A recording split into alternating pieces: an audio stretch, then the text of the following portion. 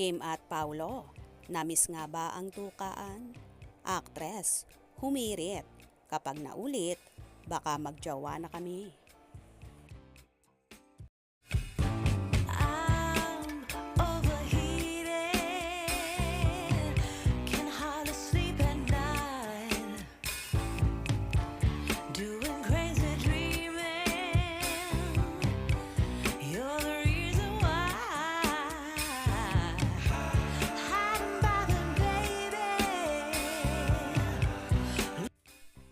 Nagbiro ang TV host actress na si Kim Chiu patungkol sa naging kissing scene nila ng actor na si Paolo Avellino sa series nilang What's Wrong with Secretary Kim.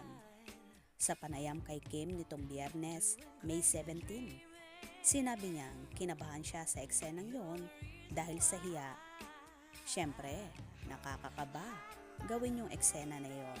Tsaka parang nahiya ako as dalagang Pilipina. Medyo nahihiya ako, ani Kim. Humirit naman ang actress na baka raw pag inulit-ulit na nila ang eksena ay maging sila na. Pero inano ko na lang sa kung ano, yung para hindi na kami ulit-ulit. Baka pag inulit-ulit yon kami na. Joke lang. Anya, sabay tawa. Parang one time, big time na natin. Ibigay na natin to para mas maganda naman na mag-edit ng bawas kaysa kulang. Dagdag pa ni Kim. Yun naman, parang hindi naman finail ni Kim yung... Oh no, ikaw naman! Sino ba nagdala ng viewers eksena? natin? Si Kim. Uy, hindi oh. Last ko nang pagdadala yun. Yung next time siya na.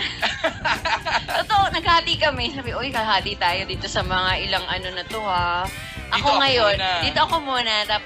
Akong piloto dito. Sa susunod, ikaw na. Tila, namiss ng Kim Pao ang isa't isa. Lalo na ang naging halikan nila na napaka-intense. Aminado naman si Paulo na malimit pa rin silang nakikita ng dalaga.